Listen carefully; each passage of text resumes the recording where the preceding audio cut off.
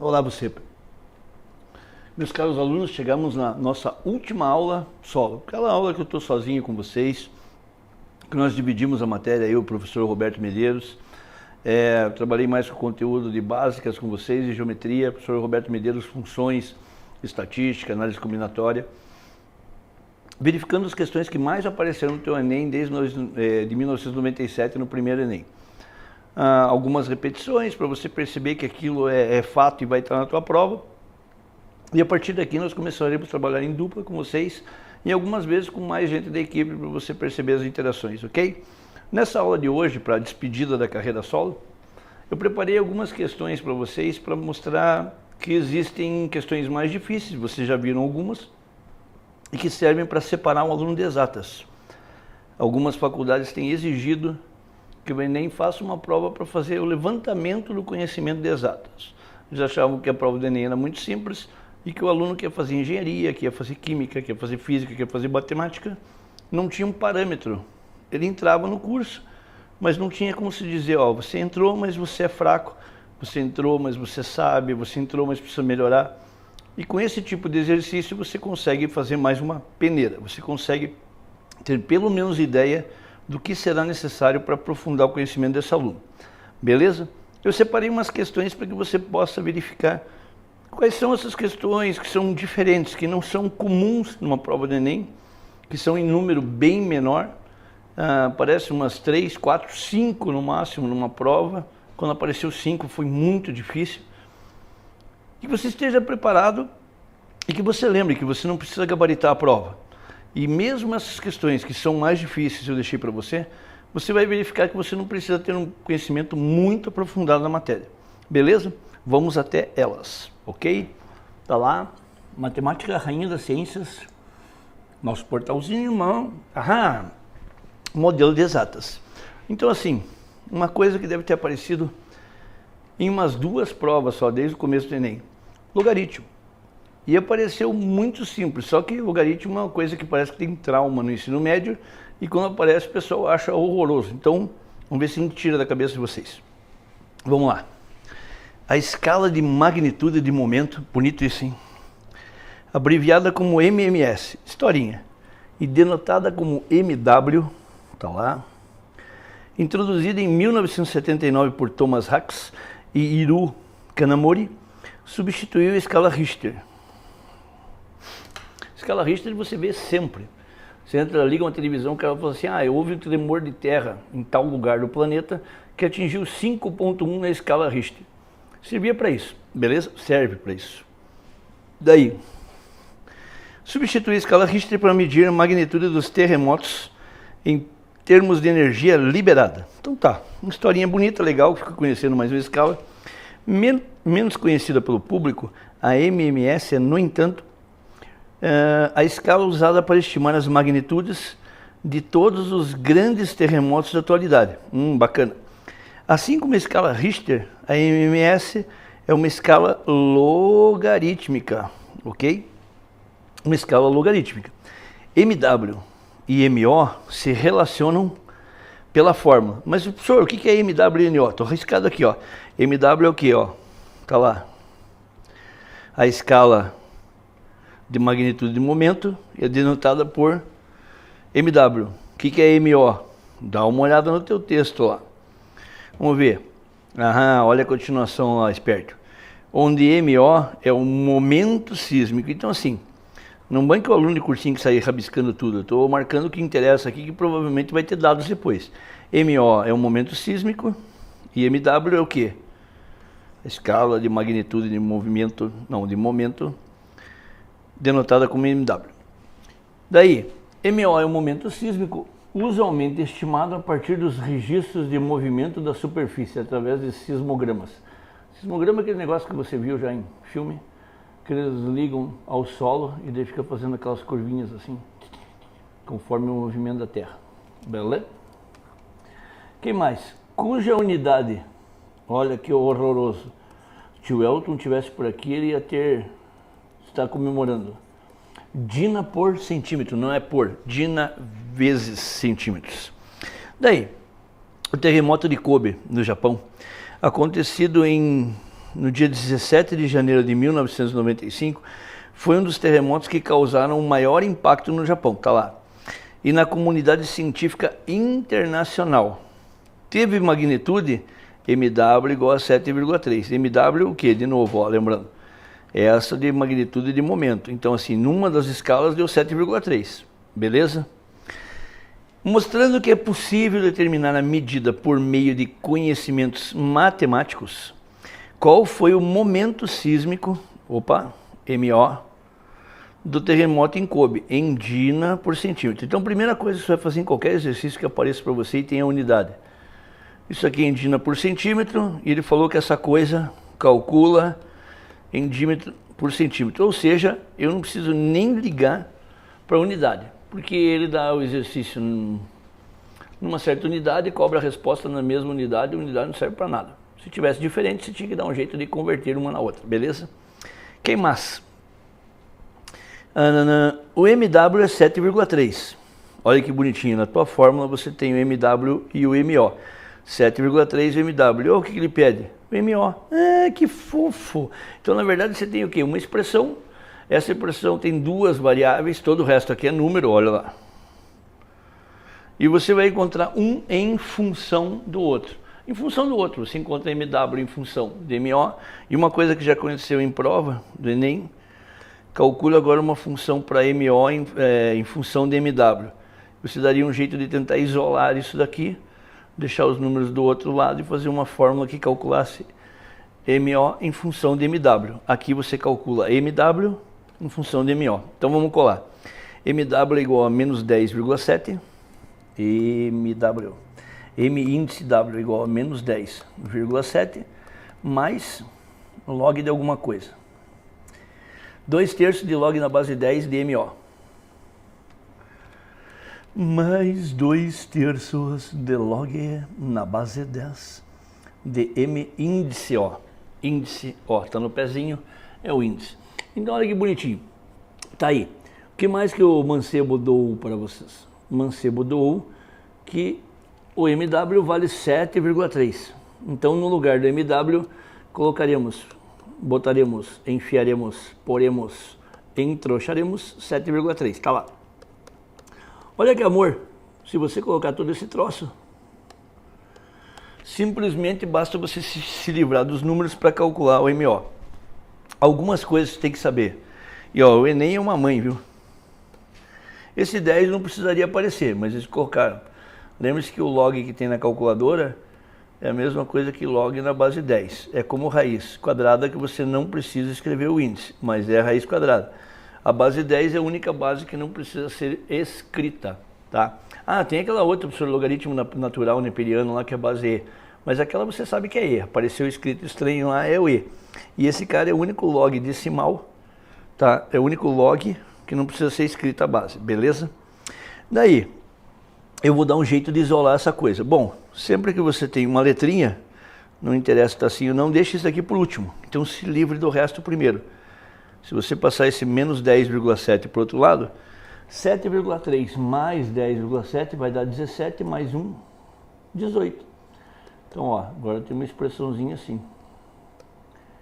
Povo, esqueçam que isso aqui é log. Mesmo que o cara não soubesse que é log, ó. Mesmo que você trate isso aqui como se fosse uma florzinha, ó. Trate isso aqui como se fosse um x. Se fosse assim, 18 é igual a 2/3 de x, como é que você se livraria dessas coisas para deixar o x isolado do lado de cá? Esse 3 está dividindo, passa multiplicando. Esse 2 que está multiplicando passa dividindo. E aí? Olha que amor. Um exercício, ai, professor, exercício com log é muito complicado. Não é não, meu filho. Olha que amor, multiplica 18 vezes 3 dá 54, dividido por 2, 27. Igual a log MO na base 10. Tá, eu calculei isso daí, professor, mas você está falando que não é simplificar. Eu nunca vi esse troço. Não sei o que é logaritmo. Como é que eu vou acertar um troço desse? Assim, bom, primeiro que, lembre-se, esse daí é para o pessoal que vai fazer, provavelmente na faculdade de exatas, ou vai concorrer para um vestibular muito concorrido, entende? Vai fazer um negócio que, por exemplo, medicina, numa faculdade uma das melhores do Brasil. Aí você tem que gabaritar a prova, beleza? Mas fora isso, mesmo assim, dá uma olhada nas tuas respostas. Então assim, eu cheguei que log de MO na base 10 vale 27. Daí o que eu tenho lá? Peraí, eu não queria essa resposta aqui. Olha as minhas respostas. 10 elevado a menos 5,1, 10 elevado a menos 0,73, 10 elevado a 12, 10 elevado a 21,55 ou 65 e 10 elevado a 27. Professor, não sei que é log não, né? Mas aquele 27 lá...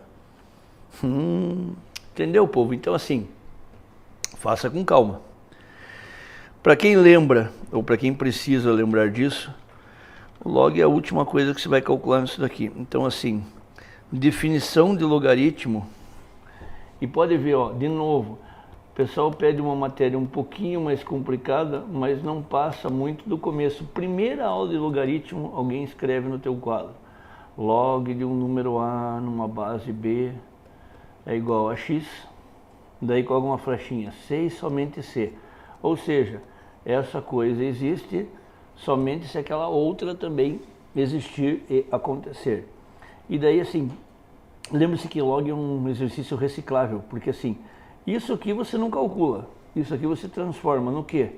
O log existe desde que você possa pegar essa base B, elevar ao logaritmo que é o resultado e igualar ao logaritmando. Então assim, essa coisa, log de A, numa base B que está aqui embaixo, igual a x, você não calcula, você transforma naquilo ali. Professor, é assim que a gente calcula log? É assim que a gente monta o log. Então olha que bonitinho. Embora esteja do outro lado, para você sumir com o log, a base elevado ao número da frente, que é o logaritmo, então 10 elevado ao número da frente, que é o logaritmo, é igual ao número de cima, que é o logaritmando. Ou seja, o MO é igual a 10 elevado a 27. Que sei lá por que frescuras, na resposta aparece 27,00. Sei lá para quê. Não compreendo, mas eles devem ter algum motivo para ter feito assim.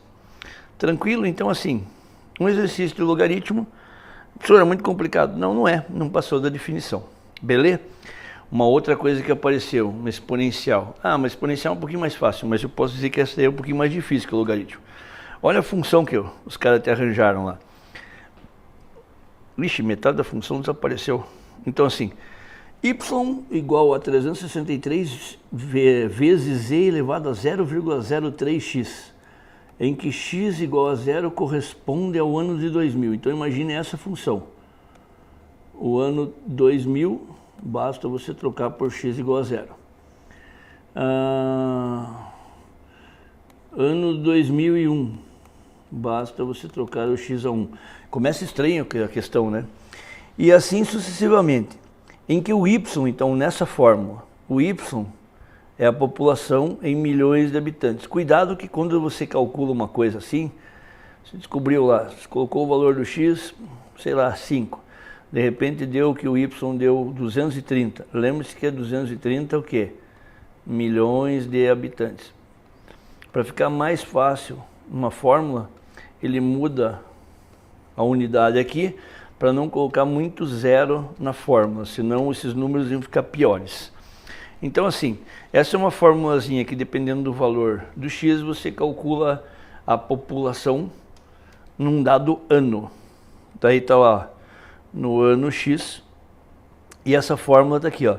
Ela é usada para estimar a população com 60 anos ou mais de idade nos países entre 2010 e 2050. Então, entre 2010 e 2050, essa fórmula vai funcionar para saber quantas pessoas tem com 60 ou mais de idade. O pessoal que está na terceira idade antigamente, agora diz que é na melhor idade. Daí, deste modo, considere que, ó, a gente já fez um negócio parecido esses dias aí com porcentagem. Esse E é aquela base do logaritmo neperiano lá. Mas, professor, eu nem lembro quanto vale. Vale aproximadamente 2,71. Mas ninguém vai ter que pegar no pé disso daqui no Enem.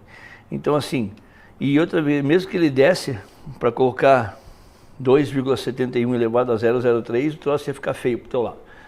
Então, assim, ele já fez um cálculo e falou assim, esse E elevado a 0,3 vale 1,35. Problema grave. elevado a 0,3. Aqui não é 0,3. Ó, beleza? Vamos lá. Estima-se que a população com 60 ou mais anos, que é exatamente o que essa fórmula faz, ela estima a população com 60 ou mais anos. Estima-se que a população com 60 ou mais anos estará em 2030. Quando que ela vai estar em 2030? Bom, a fórmula serve de 2010 até 2050, então tá valendo. Entre quantos milhões? Então vamos lá, vamos colar a fórmula. 363, a fórmula é assim, y igual a 363 vezes e elevado a 0,03x, acho que é isso. Vamos lá, 0,03x, beleza? E olha quando que ele quer que você calcula a população. Em 2030, então belezinha. Bom, se você entendeu aquela tabelinha, ele falou assim, no ano 2000, basta você calcular o x como 0 para você descobrir a população. No ano 2001, basta você colocar x como 1. Sei lá, se fosse 2010, x como 10. Em 2030, basta você colocar x como 30. Ainda bem que ele foi bonzinho de começar do zero, né? Beleza? Se não, você tinha que montar uma peazinha ou escrever um monte de termos para ver o que acontece. Então assim, para você calcular a tua população, o y é a população, lembre-se que é em milhões. Para você calcular a tua população em 2030, basta que no lugar do teu x, você coloque o quê? O ano 30. Ah, beleza. Agora olha que bonitinho. Pena que aqui é 0,03. Por que pena? Porque se fosse 0,3, eu trocava todo esse E por 1,35 e nem tinha problema. Mas dá, né, professor? Por quê?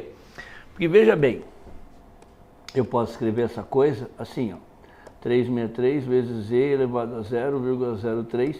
Vê se vocês concordam que 30 é a mesma coisa que 3 vezes 10. Ou é a mesma coisa que 10 vezes 3. Então eu posso escrever assim, 10 vezes 3 no lugar do 30. Mas para que isso? Só dentro do balãozinho aqui, vê se vocês concordam que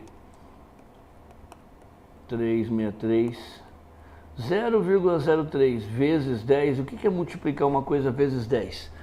É aumentar esse número 10 vezes. O que significa isso na prática? É fazer a casinha andar, o quê? Uma a mais para a direita ou para a esquerda? No nosso caso aqui para a direita, né? Então vai ficar assim, e elevado a 0, não tem essa vírgula aqui, 0,3 vezes 3. Então olha que amor, esse 10 vezes 0,03 fez andar uma casa aqui, ficou só 0,3. Então isso aqui virou isso, e a hora que você tem E elevado a 0,3, E elevado a 0,3, veja quanto ele falou que vale, 1,35. Cuidado que esse 3 aqui continua no expoente. Então assim, a coisa difícil dessa brincadeira é você calcular 1,35 ao cubo. Eu estranhamente sei fazer esses cálculos mentalmente, vocês acreditam em mim, né? Que bom que vocês ainda acreditam. Então 1,35 vezes K vai dar 2,460,375. Minha mentalidade é forte aqui. Provavelmente esqueça isso. Então assim, 363, 2 vezes 246, vezes mentalmente, 363. Ó, meu cálculo deu 893,11. Pensa que isso aqui tem milhão, então seria aproximadamente 893 milhões de pessoas. Então assim, a parte mais difícil disso aqui, eu não sei vocês, mas eu não gosto de fazer cálculo. A parte mais difícil era você brincar de fazer o número decimal, que queira ou não, a gente já falou, é uma das habilidades cobradas, tá? Dá uma olhada lá. Olha que amor, entre 870 e 910 milhões. Quanto deu aqui? 893 milhões, está entre 870 e 910. Vamos ver pelo tamanho das respostas. Ó, pessoal, eu não arriscaria fazer muito arredondadinho, embora tá bem grande aqui a diferença, mas assim, o milhões é quase que só a unidade. 490 para 510, 550, não sei, não acho muito longe não, é legal calcular. apareceu esse troço decimal, apareceu tudo aquilo ali, façam, tá? Beleza? Vamos para mais uma que também, assim, era para ser uma questão mais para cobrar conhecimentos do ensino médio, ok? Um aluno registrou as notas bimestrais de algumas das suas disciplinas numa tabela. Ele observou que entradas numéricas da tabela formavam uma matriz 4x4. Já falou disso, 4 linhas por 4 colunas, tudo em matriz. O primeiro número é o número de linhas e o segundo é o número de colunas. Daí, e que poderia calcular as médias anuais dessas disciplinas usando um produto de matrizes. Olha lá, produto, resultado da multiplicação de matrizes. Bom, professor, é claro que era multiplicação, tem um X aqui, nada a ver. Isso aqui é o formato da tua matriz e esse aqui é o resultado da multiplicação. Todas as provas possuíam o mesmo peso e a tabela a seguir ele conseguiu e a tabela é mostrada a seguir. A história de peso o Roberto vai trabalhar bastante com você e depois quando a gente estiver junto vamos cobrar mais. Você deve lembrar de peso de um jeito horroroso na escola, que provavelmente quando você tirava uma nota muito grande no trabalho, a pessoa falou assim, mas o trabalho tem peso 2, a prova tem peso 8. Então assim, peso vai ter uma diferença para a tua média aritmética. Alguns valores vão ter mais valor, tá? Alguns daqueles valorzinhos no meio do rol, o Roberto vai falar para vocês um monte de rol, já deve ter falado alguma coisa e a gente junto, tem muito mais peso no cálculo final, tá? Então vamos brincar lá. Daí, olha o que apareceu lá, matemática, português, geografia, história, matemática na cabeça, as notas do mancebo durante os 4 bimestres. E olha o que ele quer lá, para obter essas médias, o que ele quer? Obter a média, já estava falando, ele multiplicou a matriz obtida, aquela lá, então isso aqui é a tua matriz, isso aqui é a matriz 4x4, 4 linhas, as linhas são as matérias, 4 colunas, as colunas são os bimestres, e ele multiplicou isso daqui por uma matriz, uma dessas daqui, mas ele quer que faça a média. Putz, professor, bom, primeira lembrança, então, de novo, tem uma matéria de ensino médio, uma matéria um pouquinho mais difícil, mas o que ele cobra de vocês é o começo da matéria. Então assim, como eu mostrei o logaritmo ali, que ele acabou cobrando que era definição, e a definição está na primeira aula do logaritmo, aqui também, quer ver? Como é que você faz multiplicação de matrizes? Só para lembrar, multiplicação de matrizes, primeira coisa, o número de colunas da primeira matriz tem que ser igual ao número de linhas da segunda matriz. Então, por exemplo, uma matriz 2 por 3 e a outra 2 por 5, 3 por 5 é possível de multiplicar, porque esses números são iguais. E o resultado é uma matriz 2 por 5. Legal, professor. Então assim, uma matriz 5 por 5 e uma matriz 2 por 3 não é possível de multiplicar. Por quê? Porque o número de colunas da primeira e de linhas da segunda não são iguais. Então isso aqui não é possível. Esse era o primeiro ponto. Quando que é possível, não. Segundo ponto, como é que se multiplica uma matriz? Por exemplo, essa multiplicada por essa. Uma matriz era uma coisa assim, uma linha inteira multiplicada por uma coluna inteira dava um único elemento. Como é que funcionava isso? O primeiro da linha pelo primeiro da coluna, 1 vezes 3. O segundo da linha pelo segundo da coluna, 2 vezes 2. Somava e dava um elemento só. Então, uma linha inteira por uma coluna inteira é um único elemento, que no nosso caso aqui vai ser 7. Beleza? Então, assim, por isso, se você tem 2 linhas aqui e 5 colunas aqui, você vai acabar tendo 10 elementos depois. 2 vezes 5. Por quê? Uma linha inteirinha multiplicada por uma coluna inteira é um único elemento. Então, olha o que ele quer. Primeiro, se essa matriz é 4 por 4, a matriz que vai multiplicar por ela tem que ser alguma coisa com 4 também. Bom, todas elas têm 4 aqui. Que mais? Talvez tenha que ser a posição delas, mas vamos tentar de um outro jeito. Que mais? Como é que você consegue a média disso daí? Por exemplo, a média de matemática. Para eu conseguir a média de matemática, eu tenho que pegar 5,9 mais 6,2 mais 4,5 mais 5,5. Eu somo tudo e divido por 4. Se eu vou pegar esses valores aqui e vou ter que multiplicar por uma outra matriz, Para que eles não mudem aqui em cima, eu vou ter que multiplicar por uma matriz que a parte de cima seja tudo 1. Tá, professor, e depois? Olha aqui, ó, todos esses números estão divididos pelo quê? Por 4. Ah, que bacana. Então todos eles vai fazer o quê? Dividido por 4. Então pense assim, quer ver, ó? Esses caras que tem 2 e esses caras que não tem denominador devem estar errados, ok? Eu vou fazer uma outra coisa, eu quero ver o que está escrito aqui na ordem, ó. Um aluno registrou, ele observou as entradas, todas as provas possuem o mesmo peso e a tabela que ele conseguiu é a seguir.